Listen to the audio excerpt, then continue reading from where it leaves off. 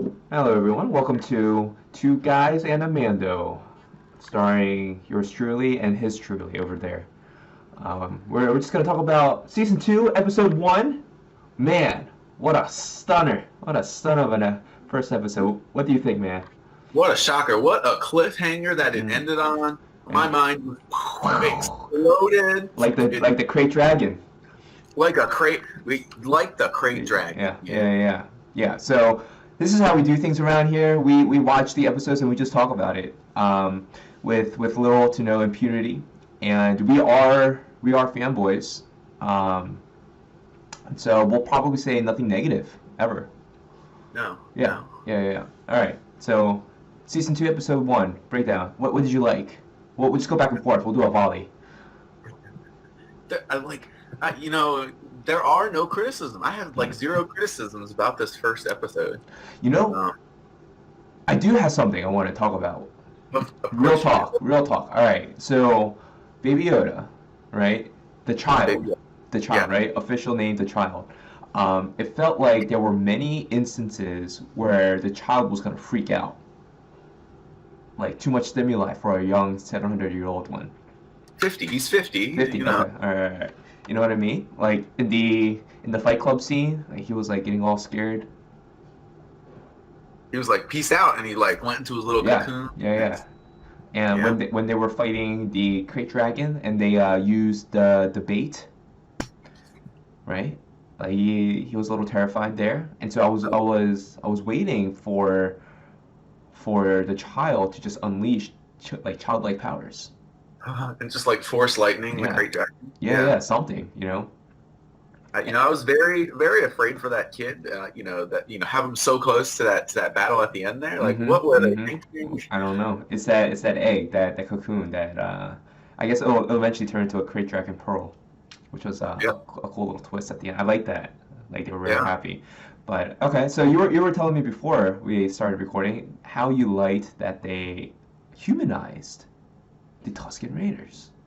Yeah, and that's always pretty cool to see. I mean, you have these characters and these species in Star Wars that just come across as they're bad. We hate them. We don't Mm-hmm. understand Mm-hmm. them, Mm-hmm. and it was really cool to see the show kind of get to know them. They're not these just animals. Like they're an actual race, and they have their own language. Yeah. It was really cool to see. Yeah. It was super cool to see that that Mando was able to communicate with them and like he was able to broker a deal because he understood them. Yeah, I mean, it was super convenient, that he spoke Tusken Raider. So Well, it's not only that, but like their language consists of hand motions too. yep. Okay, so from a from a linguistics point, right? Because when people talk, there's a lot. Often the criticism of talking online or via online communication is that you don't know if one they're like being sarcastic or two they're being sincere, like any of that, right? All that's gone because there's no facial human element. But for the Tusken Raiders, right? All of that is covered up. Do you think that the hand motions are there along with the grunts and all that to give that element in To language? emphasize their language a little bit. Yeah, Yeah. maybe, Okay. maybe. Um, yeah, I wonder what a Tusken Raider looks like underneath. Probably, You know, just like you and me. they just look. Yeah, but is it like you and me, or are they some like this weird cat amalgamation? What's going on? I think they might be like the Brad Pitts and the Keanu Reeves of the Star Wars universe. Ooh. Because, yeah, they're constantly covered up, probably constantly moisturizing their skin, not exposed to the sun or to the harsh Tatooine environment. They're probably very gorgeous people. So they all just look really good, and Really they're good trying to looking. Yeah. protect themselves. Gotcha, Yeah, gotcha. this is non-canon, and I am definitely putting words in George Lucas's mouth. But he said, great George himself, the father of the son Mickey Mouse, said that I purposefully casted only the most beautiful people to play the Tusken Raiders. Okay, but to detract, like I didn't want them to detract from my love, the Jedi and the Force, and so I had to cover them up. So I paid a buttload of money to get the most beautiful people on set, only to cover them up. And does he regret it? I don't think he does. but kind of like now I understand. Yeah, no, that 110% sounds like George Lucas, Yeah, you know? yeah, he said that. I Yeah, completely agree yeah, there. Yeah. yeah. And that's, it's canon in my book that they're the most beautiful people in the Star Wars universe. I'm okay with it. It Yeah, makes sense. yeah. Like I don't know. Like if you just do like Star Wars beautiful characters, you'll come across like all these others, but none of them have their face covered up. And I Yeah, think it's a true testament to the genius of George Lucas that no one knows the beauty of the Tusken Raiders. pretty much. Yeah. I think you're spot on with that Thank analysis. you. Thank you. You're spot on. Thank you. So, yeah, there's that. How many lightsabers would you give this episode?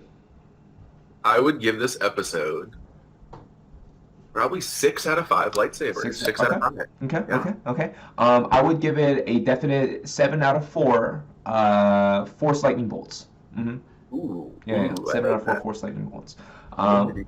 Yeah. I think like in order to close this off, what do you think about who was that mysterious person at the end? Not a Tusken Raider, right? It was definitely not a Tusken Not a Raider. Tusken Raider. It was really cool to see Boba Fett again. Ooh, you're calling it. You're calling it. That is the Boba Fett. Boba Fett, yeah. Because for the longest time, it has been canon that Boba had a unceremonious death in the Sarlacc pit. In the Starlight Pit, yeah. I like how they, at the very start of the episode, you right away knew it wasn't Boba Fett. That just this guy had an armor. You weren't reading for, you weren't waiting to guess the entire episode. Oh, who is this? They came straight out and said, "Hey, this is what's his name? Cobb Vanth." Yeah, Tim Oliphant, the actor, known as Cobb Vanth. Yeah, Yeah, really very handsome man, probably a Tusken Raider. That's the role he plays all the time. All the time, yeah. Did a really good job there. Okay, so you're saying that this is the Boba Fett. It's Boba Fett. I think so. I mean, think about the actor, right? This is the same actor that played Jango Fett. Yep. Right. Yep. It could be a clone, but we all know that the clones have a sped up aging process. Wait, right? not Jango. Not Jango, because Jango is his son. He asked him to be unaltered. So this is, Boba, right? Boba was not supposed to have a sped up process. Yes. So definitely, this is 100%. This is Boba Fett. Are we going to see more of him next episode? Or are we going to have to wait until like episode 6 to see more? I just want him to be sneaking around. Like this one, it was very apparent. Like they were like, hey, by the way, look out for this character. But I don't want it to be apparent anymore. I want it so that from here on out, every episode, he's there, kind of like Where's Waldo, but it's not apparent. You're trying to figure out. Yeah, just kind of like a. Right, you just see like half of a face like woo, right, kind of like sneak in, sneak out kind of thing. My mind did blow when Tim Oliphant came out, the Marshal in Boba's clothes. But you know what I like? What they did. Mando has a very solid build. He looks like a warrior. Yeah. The Marshal looked lanky, like I'm just gonna talk to you first and then shoot first and ask questions later kind of build, which was a very I think intelligent choice in costume design. He's got that like gunslinger look. Yeah. That armor is not meant for him. The Mando's armor is meant for him. It was built for him. So you can see that Boba's armor didn't really fit very well. Yeah. So it's really cool that Disney is making rated R content. A lot of death, a lot of explosions. Freaking a guy was left to be devoured by the night creatures. Yeah. Go for it, Disney. Make more, gruesome stuff. Some, perfect for the Halloween time. This horror movie came out. This horror episode. God, that opening scene there, where he just, he's in the fighting ring, and then he strings up the guy by the rope. That was like so Batman-esque. It was very, very. I wanted to talk to you about that. Yeah. You say Batman-esque, and that's exactly what came to my mind. Yep. Because like this is a man that is like he's got these gadgets, just like Batman, Yep. And so like would Superman be like the Jedi? I don't think there's any Superman. No Superman. I don't know if there's a good Superman comp in this. Okay, but very Batman-esque, and I really liked that. That was really cool. Yeah. To the way, like, even like how they were in some of the fight sequences, or how when he did rope him up, there was one shot where he like really looked like he was Batman. Just straight up there. like it was from one of those Christopher Nolan movies, and I was like, wow, this is really well done here. Do you remember The Dark Knight? By the way, this is we're leading into our second screencast called Analysis of the Dark Knight, one of many. So you know how when the Joker was hung upside down, at first you see him upside down, and then the camera pans so that he's like right side up. Hmm. I think it would have been a very smart move, just like how I think from here on out they should put Boba like just in every other shot, but not be apparent, where like the camera sort of like does this like pan, but they go like sight and they go back. You know, like the bad guy's upside down, and they're like, I'm gonna shift the camera a little bit to give you like a little homage, but then it goes like, no, no, we're not Batman. We're not a Batman franchise. Well, and they use that sort of camera shot, and they did have the upside down shot here. Mm-hmm. It kind of make you feel like uneasy or disoriented, Yeah. like that guy felt if he's tied up from the lamppost there. Mm. All right, closing statement.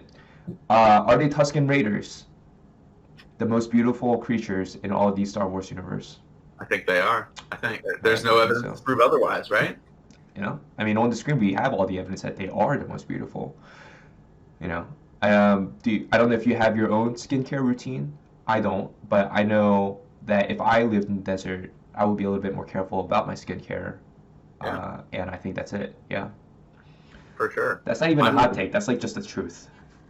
I mean, also, like, did we just completely forget about this crate dragon and how, when the Mando got Yeah. eaten, Yeah.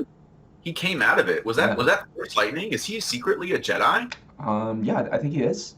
Which kind of destroys our whole Batman little idea that we have going on there. But we'll see. You know. Wait, can the Jedi produce Force lightning? Yeah, didn't Ray did it in Last Jedi? But Or- Rey is like very much a gray character. Yeah, she is. She never really had like proper training, but yeah, she had Force lightning. All right, But so it's generally a Sith thing. But definitely a Sith thing. All right, Mark Hamill, if you're out there, if you could confirm that the Tusken Raiders are the most beautiful people in all of the Star Wars universe, that'd be great. hey, you know what? He is supposedly supposed to be in this season. And like Okay. I kind of thought he was voicing that mob boss at the start, but that was I can't think of his name now. Jay Buscemi? Oh, really?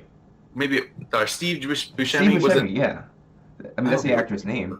I forget who it was, but Hamill is supposedly in the season, and so now I'm kind of wondering, like, is he maybe going to appear? Oh no, as a Force ghost? Well, no, as Luke maybe down the line there. Wait, I thought this was after. Where are we in timeline? This is after Return. I think it's 5 years after Return of the Jedi. Huh. So he would still. I mean, he would be. I guess maybe in his hiding. 30s at this point. No, Luke wouldn't be in hiding. Wait, because the people don't know about the Jedi, No, because there aren't that many there, right? right? So you're saying that Ben Kenobi, the one and only Obi-Wan, all hail, Obi-Wan's dead. is dead. Yeah. Oh, that's right. Sorry, I'm getting my timelines mixed up. Okay, Yeah. Luke. Yeah, Luke. Yeah. Okay. I think there might be a really good chance that we see him as Luke. Mark Hamill's Luke this season. Hmm. So. Oh, I can't wait. We'll see. We'll see. All right, that was Mando and Coffee. We're signing out. Catch you next week when there's another episode to talk about. All right, guys. Enjoy. May the Force be with you.